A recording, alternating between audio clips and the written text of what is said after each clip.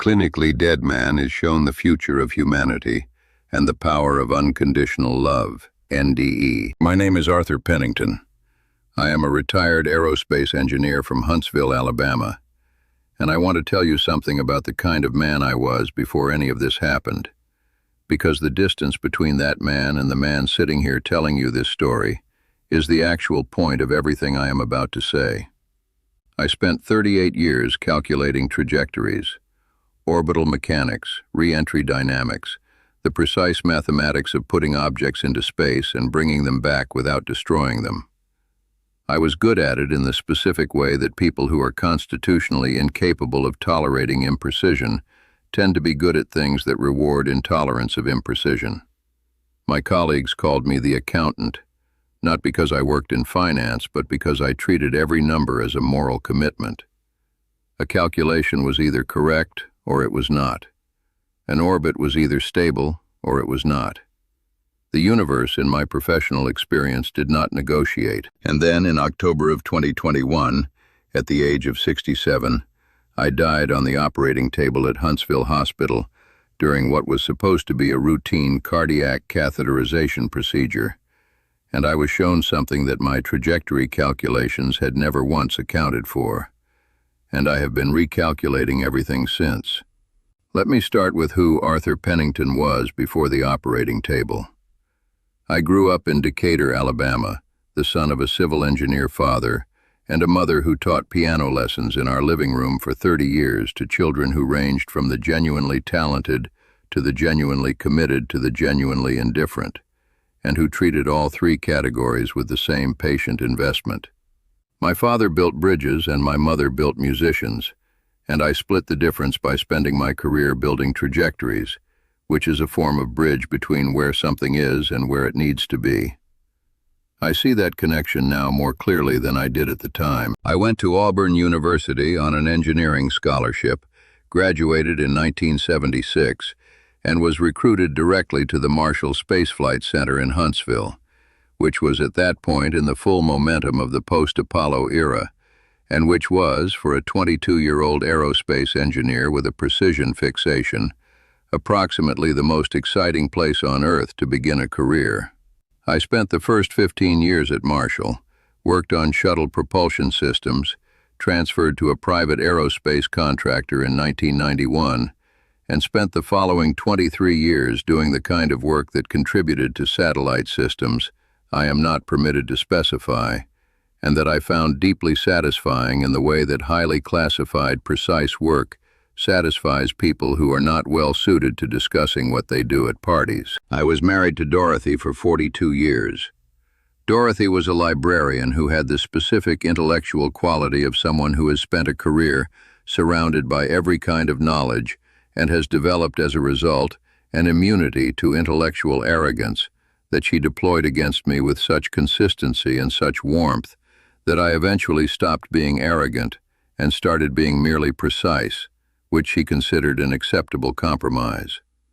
We had 2 children, our daughter Susan, who was a high school chemistry teacher in Huntsville, and our son Martin, who worked in software development in Austin and who called on Sundays with the reliability of a well-programmed system, which I appreciated. 3 grandchildren between them. Dorothy and I had been retired for 4 years when the catheterization was scheduled. My relationship with religion was the relationship of a man who had spent his professional life in the company of equations. I was not hostile to faith. I had watched too many brilliant colleagues hold genuine faith alongside rigorous science to consider the two inherently incompatible. But I was personally unpersuaded. The universe I worked with was governed by physical law, and physical law, in my experience, did not include provisions for personal deities, answered prayers, or consciousness persisting past the cessation of the biological systems that produced it. I held this position with the same confidence I brought to orbital mechanics. It was the correct model given the available data, and I was prepared to revise it only if the data required revision. The data, in October of 2021, required revision. I need to tell you about the months before the catheterization because the context matters. I had been experiencing chest discomfort since the summer. the kind that a cardiologist describes as concerning, and an aerospace engineer describes as a system anomaly requiring investigation. My cardiologist at Huntsville Hospital, Dr. Patricia Mercer, had conducted the relevant diagnostics and determined that a cardiac catheterization was the appropriate next step, a procedure I had been assured was routine, lower risk than a significant number of things I had done in the course of an aerospace engineering career, and likely to produce the clarity that the situation required. I appreciated the framing. I scheduled the procedure for October 14, 2021, which was a Thursday, because Thursdays had no particular significance to me, and I saw no reason to introduce superstition into a medical scheduling decision. Dorothy drove me to the hospital. We had the kind of morning that married people of 42 years have before a routine medical procedure. Ordinary and slightly too careful. The way a familiar room feels different when you know you are going to be away from it for a while. Dorothy brought a book. I brought my reading glasses and the entirely reasonable expectation that I would be home by dinner. The catheterization suite at Huntsville Hospital is a room I had never seen before, and that I observed as I was prepared for the procedure, with the professional attention of someone who assesses operational environments as a habit. The equipment was current. The team was competent. Dr. Mercer explained the procedure with the clarity of someone who has explained it many times and has not allowed repetition to erode the quality of the explanation. I was not afraid. I was, if anything, mildly impatient. The procedure was going to produce data, and I was ready for the data. What happened next is documented in my medical record as a procedurally triggered ventricular fibrillation, a catastrophic disruption of the heart's electrical system, induced by the catheter contacting the myocardial wall at a moment of particular electrical vulnerability. Dr. Mercer told me afterward that this complication occurs in a small percentage of catheterizations, and that the response protocol, immediate defibrillation, is effective in a high percentage of cases.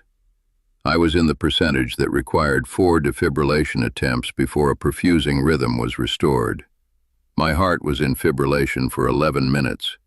I was clinically dead for 11 minutes in a cardiac catheterization suite in Huntsville, Alabama, on a Thursday in October, and what I was shown during those 11 minutes has restructured every calculation I have made since. I'm going to tell you what happened, and I am going to approach it the way I approached every significant engineering problem in my career, by describing what I actually observed rather than what I expected to observe, and by acknowledging clearly when the observation falls outside my existing models. The catheterization suite disappeared without transition. Not darkened, not faded, disappeared, in the sense that it was simply no longer the context of my experience. What replaced it was not darkness and not light in the conventional sense. What replaced it was a state of being that had no adequate category in any framework I had previously used to organize experience. It was total. It was complete. And it was, and I want to be precise about this because precision is still the best tool I have, it was more real than anything I had previously considered real. The catheterization suite, my entire life, every operational environment I had ever assessed, all of it felt in retrospect like a lower resolution version of what I was now inside. The light came into focus gradually, which is the only aspect of the experience that had a temporal quality I can describe in sequential terms. It did not arrive. It clarified. And as it clarified, what became evident was that the light was not a feature of the environment. The light was the environment. I was not in a place that happened to be illuminated. I was inside illumination itself, which is a statement that would have earned significant skepticism from the 1976 version of me, and which I am telling you anyway because it is what I observed. I had no body. As an engineer who spent his career thinking about physical systems, I want to dwell on the absence of the body briefly, because it was the foundational difference from all previous experience. Not uncomfortable, not alarming, more like the relief of a system that has been running significant overhead processes, finally being allowed to operate without them. The body is overhead. I do not mean that dismissively. The body is extraordinary overhead, the most sophisticated physical system I have ever had professional proximity to. But it is overhead.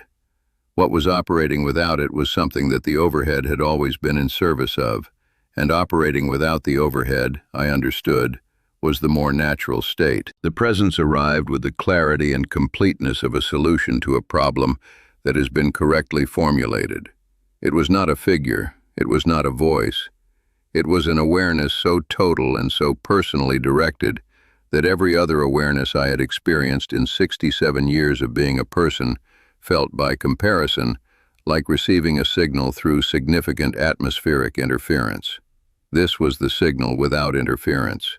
It knew me, not knew about me, not had my file, knew me, the way a theorem knows its proof, from the inside as a fundamental relationship rather than an acquired fact. And then it showed me something. I want to build toward this carefully because it is the most significant thing I was given, and I want to give it the context it requires. First, there was a review. Mine arrived with the organizational quality that I think an engineer's review would arrive. Comprehensive, structured, every significant element present. And what I understood, looking at the complete record of Arthur Pennington with the quality of perception available in that space, was the pattern I had not been able to see from inside it. I saw the trajectory, not the professional trajectory, the actual trajectory, the arc of a human life as a designed path toward something specific, and the specific thing my path had been designed toward was not orbital mechanics. It had been using orbital mechanics.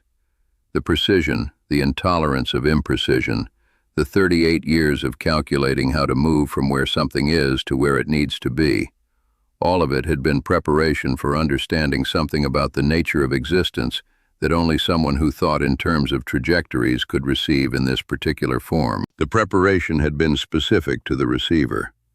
I hold on to that because I think it is important for everyone listening.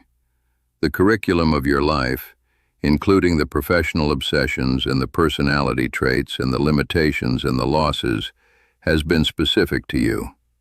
It has been building you toward the thing you specifically are able to receive and pass along. The trajectory of your life has a destination. You are on a path designed for you, and the path is not random, and the destination is worth arriving at. Then I was shown the future. I want to be careful about how I describe this because I am an engineer and I understand that a claim about having been shown the future is a claim that invites a specific quality of skepticism that I shared entirely before October of 2021. I am going to tell you what I saw and what I understood, and I am going to leave the interpretation to you, because that is, I have come to believe, the correct division of labor in these matters. What I saw was not a timeline. It was not a sequence of events. It was more like, and I am reaching for an engineering metaphor because it is the most accurate one available to me, it was more like seeing the complete phase space of a system. Every possible state the system could occupy, visible simultaneously, with a clarity about which states were attractors and which were transient. In dynamical systems theory, an attractor is a state that a system tends toward regardless of initial conditions. What I was shown was the attractor state of humanity, and the attractor state of humanity is love. I want to be careful not to make that sound like a bumper sticker, because what I was shown was not a sentiment. It was a mathematical structure. Love, and I am using the word for the force I was inside in that space, the unconditional, absolute, foundational awareness that had been the medium of everything I experienced from the moment the catheterization suite disappeared. Love is the attractor state of consciousness. It is where consciousness, given sufficient time and sufficient freedom from interference, tends. The way a pendulum tends to rest at the bottom of its arc. The way a system with a stable attractor tends toward that attractor regardless of the perturbations applied to it. What I saw for humanity was this. We are in the perturbations. The violence and the division and the fear and the extraordinary creative capacity we bring to causing each other suffering. These are the perturbations, and they are real, and they have weight and duration, and they cause genuine damage in the meantime.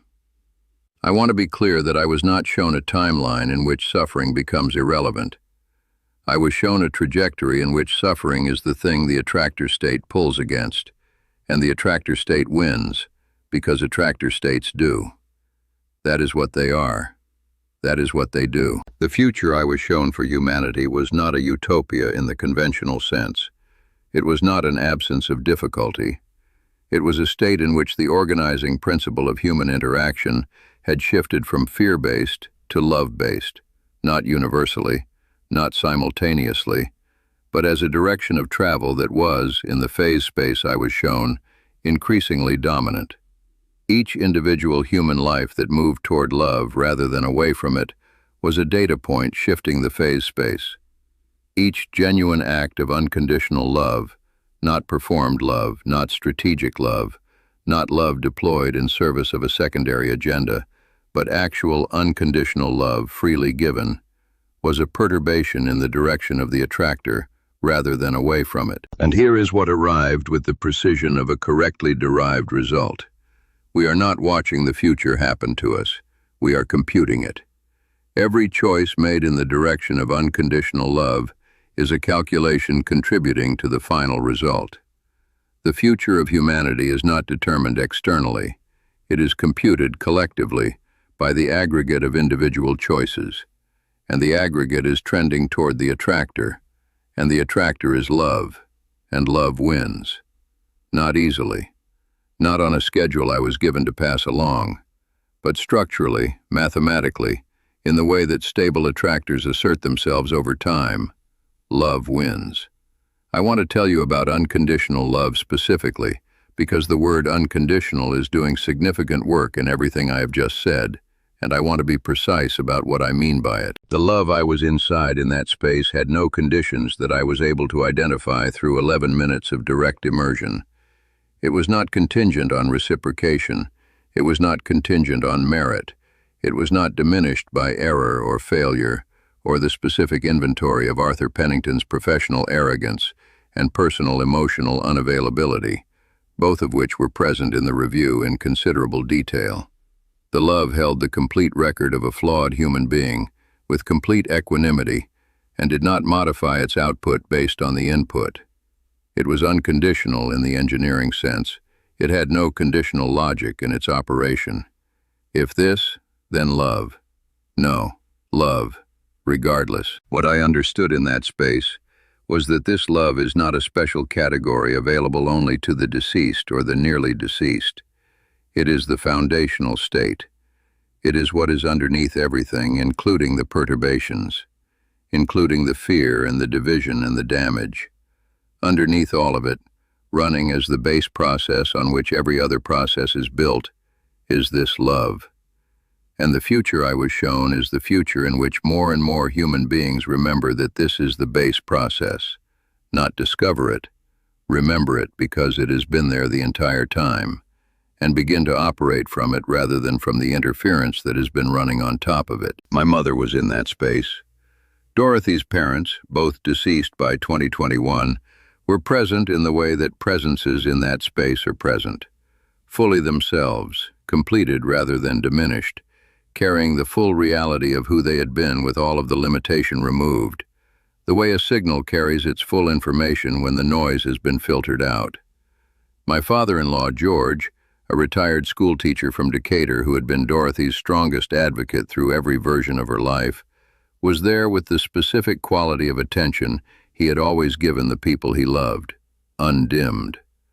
What was communicated, in the way that communication happens in that space, was a confirmation of the trajectory, that the path continues, that the learning continues, that what they had been in their lives was not concluded, but was continuing in a form that the living do not have the sensory equipment to detect. I received one final specific communication before the return, and it arrived with the quality of a design specification, clear, unambiguous, actionable. It was this: the calculations you have been trusted with for 38 years have prepared you to understand one thing that you were not previously equipped to calculate. Love is not a variable in the equation of human life. Love is the equation. Everything else the achievement, the precision, the trajectory, the orbit. These are terms within the equation. Love is the equation itself. Begin calculating accordingly. The catheterization suite came back in sections, the way a re-entry vehicle's telemetry comes back as it descends through the atmosphere.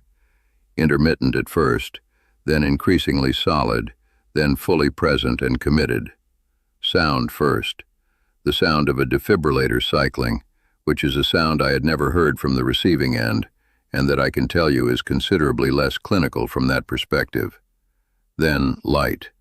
The specific fluorescent quality of a medical procedure suite, which I had previously considered adequate, and which now seemed, by comparison to where I had been, like reading a document on a very low screen brightness setting.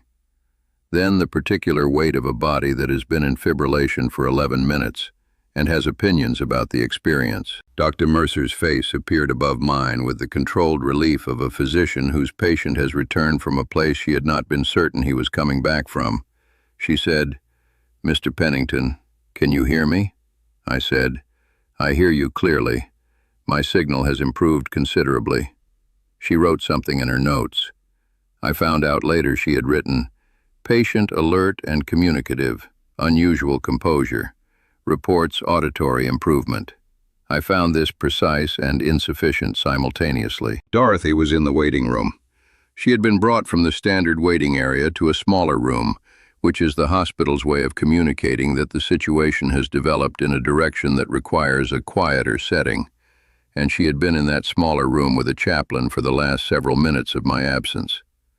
She told me later that she had prayed with the chaplain in a way that she had not prayed since her mother died, which was the most thorough praying she had ever done, and that whatever she had asked for, she was grateful for the answer. I told her in the recovery room, before the anesthesia had fully cleared, because I did not want to wait. I told her imprecisely and somewhat repetitively, because the anesthesia was still present in the system, but I told her the substance of it, and she received it with the specific quality of a librarian, with complete attention, without interruption, with the patience of someone who knows that information has its own pace, and that rushing it produces errors. When I finished, she was quiet for a long time. Then she said, "Arthur, you have been calculating for 38 years. Are you ready to start with the new equation?" I said, "I have already started." She said, "I know. I can tell by the way you said my name when they let me in. I have spent 3 years recalculating. I want to be honest that the recalculation is not a completed project. It is an ongoing computation, the way orbital mechanics is ongoing, requiring continuous adjustment as new data arrives. The precision has not gone anywhere. The intolerance of imprecision has been redirected from external systems to the internal one. I apply it now primarily to the question of whether I am operating from the base process or from the interference, which turns out to be a more demanding precision requirement than anything I encountered in 38 years of aerospace engineering. Susan and Martin received the full account over 2 separate conversations, both of which were longer than any conversation I had previously had with either of them about anything that was not engineering or software development. Susan, who teaches chemistry and has her father's relationship with evidence, engaged with it as a phenomenon, and then gradually as something more than that. Martin listened with the complete attention that the Sundays have been building toward for years, and when I finished, he said, "Dad, you just described something that you have never been able to describe before." I said, "I know. I have new data. Dorothy and I give more now. Not in the strategic, tax-advantaged way that we had given before, which was giving with the precision of people optimizing a financial calculation. We give the way the presents gave, without the conditional logic, without the return on investment assessment, without the overhead of deciding whether the recipient has earned it. We give because the base process is love, and love does not optimize. It simply extends. Here is what I want to leave with you, from an aerospace engineer who spent 11 minutes in the phase space of existence and came back with a corrected model. The future of humanity is not a fixed point. It is a trajectory, and the trajectory is computed by every choice every human being makes every day, about whether to operate from love or from fear. You are not a spectator of the future. You are a calculation contributing to it. Every genuine act of unconditional love, every time you choose presence over protection, connection over self-defense, love over the accounting that fear tries to substitute for it, you are shifting the phase space. You are a perturbation in the direction of the attractor, and the attractor is love. It wins, not on your timeline or mine, but in the way that stable attractors assert themselves over time, in the way that systems with sufficient freedom tend toward their natural resting state. It wins. The violence and the division and the fear are real, and they have duration, and they cause genuine damage in the meantime, and they are not the destination. They are the perturbations. They are the interference running on top of the base process.